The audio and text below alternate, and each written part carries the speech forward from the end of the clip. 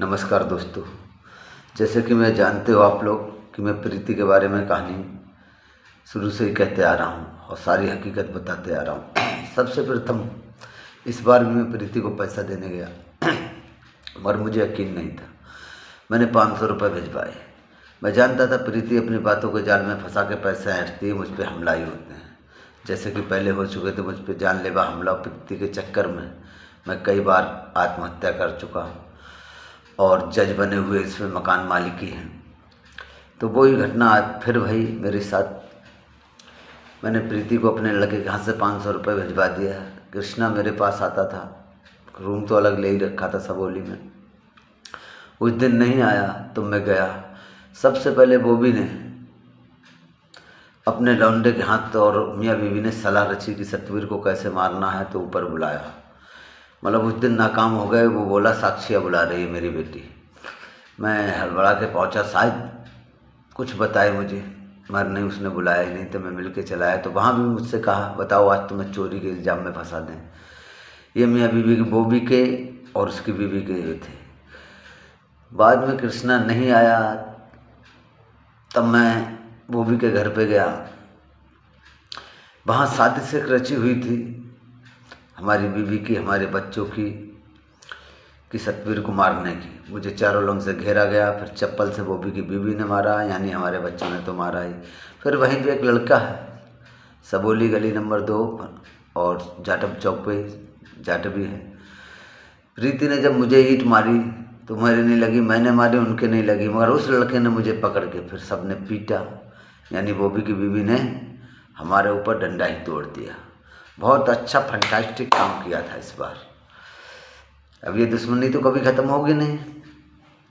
अच्छा, सबसे प्रथम इसमें कुछ लड़के ने, मेरे कृष्णा ने कुछ नाम बताए, बाकी तो यार तुम्हें पहले ही ओपन कर चुका हूँ। एक नाम बताया है उनका यार राहुल, अखिलेश, अवनीश। ये तो पहले ही से हो चुके। रसोई वाला लड़का, फैक्ट्री वाले, ऐसे जाने कितने यार होंगे।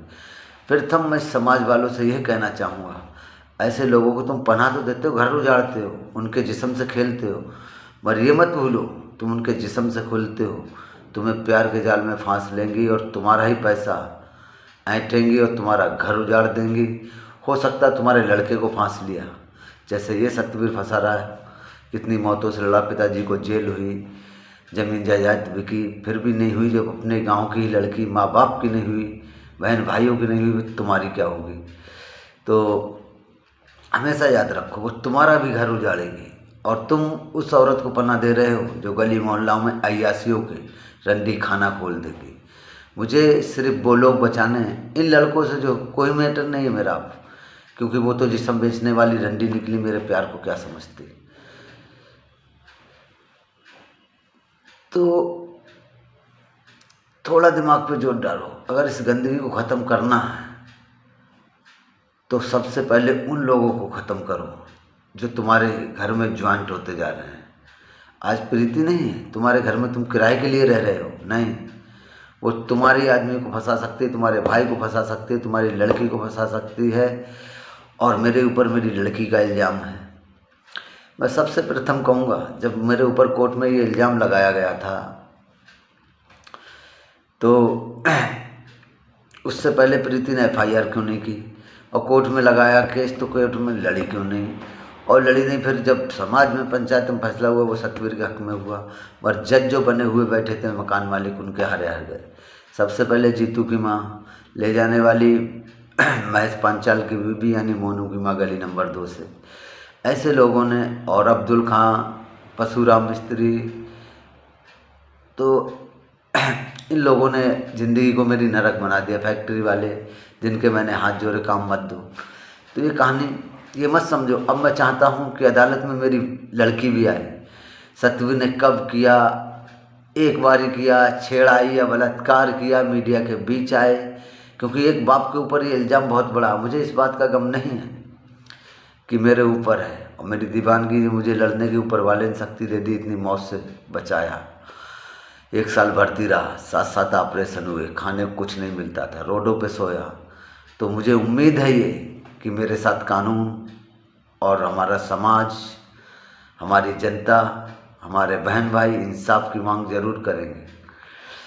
कल को ये लड़की किसी के घर की बीवी बनी तो कल को लड़के के अलावा उसके ससुर पे ही अपने इल्ज़ाम लगा दिया, कहीं देवर पे लगा दिया, कहीं चाचा पे लगा दिया, तो आज मेरा तो घर उजड़ गया। मैं उन किसी को नहीं अपनाऊंगा, मगर किसी को अपनाने भी नहीं दूंगा, ना जिंदगियां खराब करने दूंगा खुद। अब प्रीति के घर की बात आ जाए तो प्रीति की माँ भी दूसरी तीसरी जगह यहाँ भाग के आई थी, प्रीति और पिंटू साथ में आए।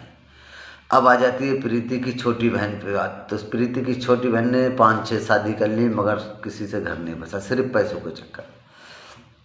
अब आते हैं प्रीति की भतीजी पे।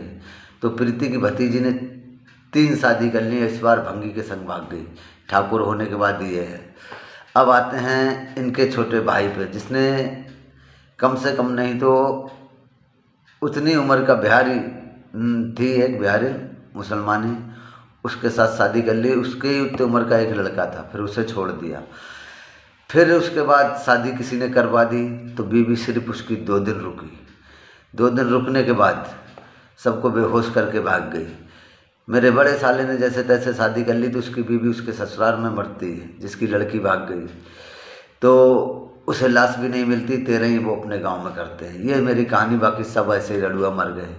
तो उस समाज में उनकी इज्जत, उनके घर पे जुआ शराब ये तो प्रीति के यहाँ होता रहा। अगर उस समझ में ना समझ नहीं होता तो शायद मैं प्रीति के कहीं में भागता भी नहीं, और जहाँ मेरे माँ बाप शादी कर रहे थे मैं वहाँ शादियाँ कर लेता, तोड़ता नहीं, आज ये बुरे हाल नहीं होते।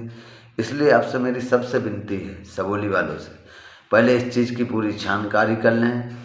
और मैं नहीं चाहता हूँ कि मेरी दुश्मनाई और लोगों से बढ़े। ये सत्य है, मैंने जिस दिन मारा तो सबोली के अंदर लाशों के लाश ढेर बिछा दूंगा, बाकी बॉबी को और ज्योति की माँ को छोड़ूंगा नहीं, हाथ घोड़े जरूर तोड़ूंगा, ये मेरा वादा है। और मेरे लिए प्रीति और मेरी साक्षी सलोनी खत्म हो चुकी हैं, मेरा कृष्णा मेरे पास आ गया है। इस बावजूद मुझे कुछ हो गया तो आप लोगों की अदालत में ये मेरा फैसला है, सारे मुलजिमों को उठना चाहिए और मैं कहीं लावारिस मर नहीं सकता हूँ। यूट्यूब पे मेरी कहानी मिलेगी, फेसबुक पे मिलेगी, मौज पे, जोश पे। इसलिए मेरा इंसाफ होना चाहिए एक दीवाने की, जो मेरे साथ हुई वो घटना किसी के साथ नहीं घटना चाहिए। माताएं बहनों से मेरी विनती है, किसी को भी कमरा दो, पहले उसकी छानबीन कर लो। आज एक औरत के चक्कर में कितने केस बढ़ता चला जा रहा है। इस सतवीर ने कई बार मौतें खाई हैं, उनके हाथों मार खाई, जब बच्चों के हाथों पिटाई है इतनी बार खा चुका। सबसे प्रथम लड़कियाँ मेरी दोनों के साथ मैंने रेप किया तो कब किया, किस समय किया, क्यों नहीं FIR हुई। सांप काटा हुआ बच जाता है, नागिन का काटा हुआ बच जाएगा, मगर औरत वो जहरीली नागिन है, अपने आदमी को भी नहीं छोड़े। शिक्षे के लिए मेरे गांव की ही लड़की थी, डिस्ट्रिक्ट बदायूं कस्बा उसाबा की, एक साथ खेले पढ़े बड़े हुए। उस लड़की से मुझे क्या मिला? मेरे पिताजी को जेल, घर की बर्बादियाँ, बेइज्जतियाँ और खुद की मौत 4 फेरा, खुद की लड़की का इल्ज़ाम, रोडों पे सोना, फैक्ट्रियों में पिटवाना अपने यारों से। ये दोस्तों मेरे प्यार की कहानी तो मेरी दीवानगी किस हद तक चली गई मुझे भी नहीं मालूम। एंड में टूट ही गया, पैसे भी देता था। तो आप मेरी दीवानगी समझें और ऐसे लोगों से बच के रहें। मैं विनती करता हूँ, कमरा भी दें तो सोच समझ के दें। इसी वीडियो के पीछे में उसका फ़ोटो भी ज्वाइंट करेंगे, कई वीडियो पे शादी का फ़ोटो लगा, अब मैं फ़ोटो उसका इकल्ला ज्वाइंट करेंगे, एक वीडियो देंगे। और उसकी बहन अनीता का, प्रीति का, उसकी भतीजी का भी फ़ोटो मैंने कई जगह पे ज्वाइंट किया है। इसलिए सोच समझ के करें। जय हिंद, जय भारत। कहानी मेरी कई जगह पड़ी हुई है, जिस दिन ऐसा कुछ हो जाए मेरे साथ तो सारी वीडियो इकट्ठे करके मीडिया में डालना और लोगों तक ज़्यादा से ज़्यादा शेयर करना। वंदे मातरम, जय हिंद।